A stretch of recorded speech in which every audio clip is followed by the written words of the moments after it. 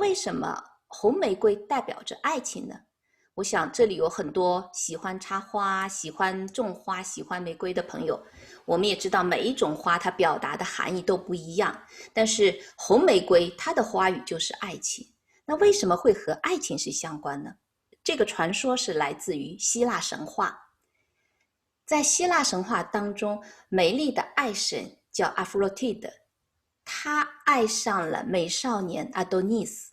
阿多尼斯呢，因为十分喜爱打猎，爱神呢担心他会遭到不幸，很多次劝他不要去，但是那当然美少年爱好所在啊，当然是不听。所以呢，有一次这位美少年阿多尼斯他出去打猎的时候呢，在山间的林子里有一头非常凶猛的野猪突然窜出来，咬断了他腿上的大动脉，鲜血就喷洒出来，美少年就倒地发出了惨叫，然后爱神就从远方听见了他心爱的美少年的惨叫，就心急如焚，不顾一切地跑去营救他的情人。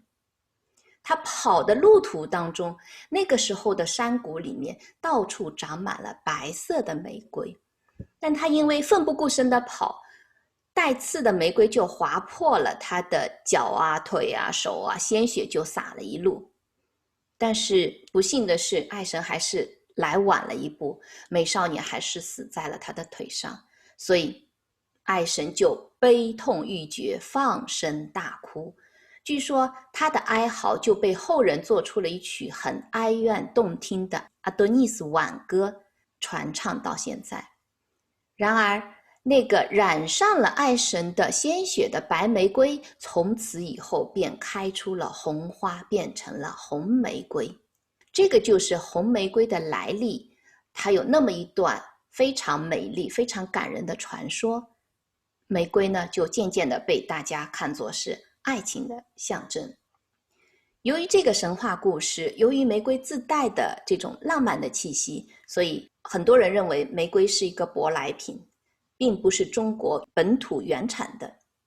但是也有人考证说玫瑰是原产中国的，栽培的历史很久。但是我想我们就不去深究这个考证是不是让人信服，我们只是回忆一下，在古代的这些诗词当中，经常看到一些咏物咏景的诗句，但是我们看到的大多是梅兰竹菊啊这些咏颂，咏玫瑰的确实很少不多，但是也并不是没有。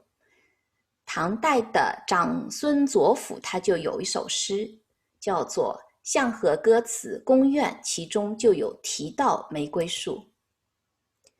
窗前好树名玫瑰，去年花落今年开。无情春色尚时返，君心忽断几时来。窗前的树是一棵玫瑰树，去年花落，今年又要开了。花落了尚且会再开，春色去了还会再来。但是我在深宫里面望眼欲穿，失魂落魄的等待君王啊，你什么时候能够再回来？这是一首相和歌词。相和歌词是乐府诗集当中的一类，在汉魏时期是比较盛行的。乐府诗集呢，它把乐府诗分为有12大类，有什么宴社歌词啊、鼓吹曲词啊、横吹曲词啊，反正很多。然后其中就包括有相和歌词。相和歌词呢，又分为相和六引啊、相和曲啊、吟叹曲啊，很多门类。这些比较复杂，我们以后有时间的话呢，可以再慢慢展开来专门讲一讲。这个是唐代的诗人做的诗。宋代也有一位比较著名的词人贺铸，他有一首七绝诗叫做《北园春夏》，他其中描写了初夏的玫瑰，意象也非常的美。天气清和树阴浓，名门薄雨湿帘笼。嫣红半落生香在，向晚玫瑰架上风。他这首词描写了初夏的玫瑰，带给我们一种意象的这种美感啊。天气很晴朗，那初夏的树荫很浓密，在阴暗朦胧之下下着细细蒙蒙的雨，它把竹帘把门窗都打湿了。然后呢，玫瑰花有一点点蔫儿，有一些花瓣也都飘落下来了，但是花仍然非常香。傍晚的时候，玫瑰在花架上面依然在迎风摇曳，很有画面感。所以他把初夏时候的玫瑰写得很有诗意。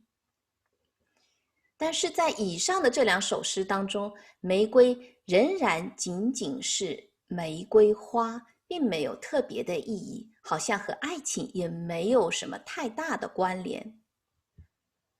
回过头说，把玫瑰入情诗的宋代的周密曾经在他的一阙词当中加以尝试。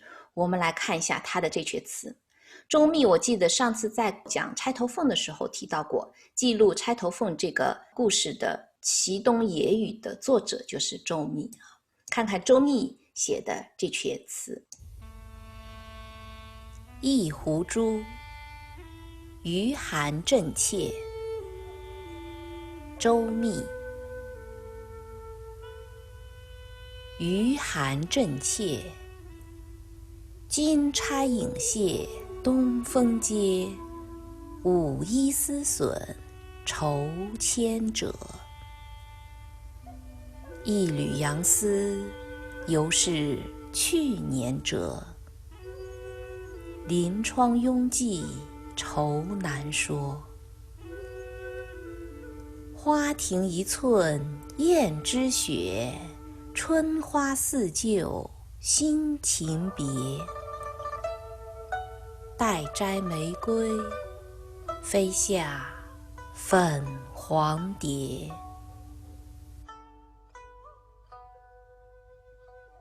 这阙词的韵律也是非常的美。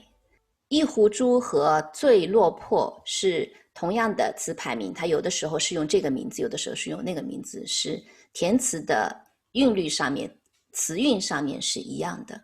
金钗影泻东风接，这个泻是晃动的意思。然后呢，一缕阳丝，阳丝指的是柳枝啊。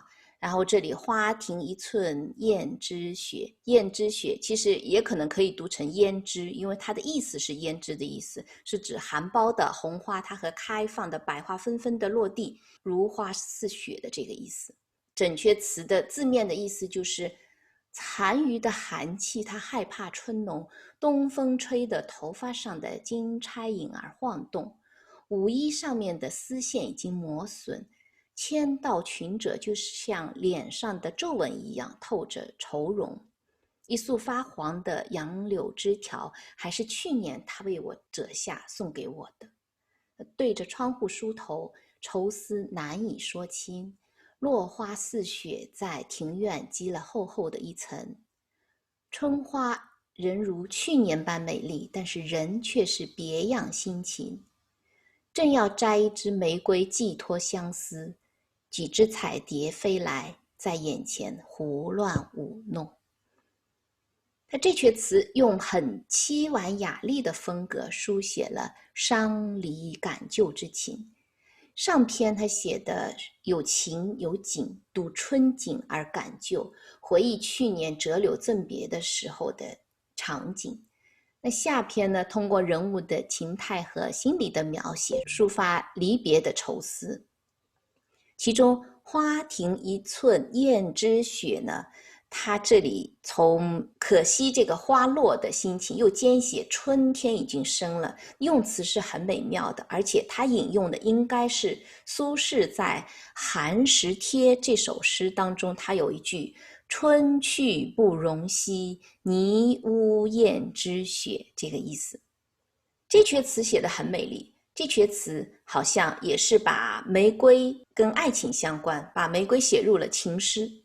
但是周密还不算是把玫瑰入情诗的第一人，我们再往前追溯，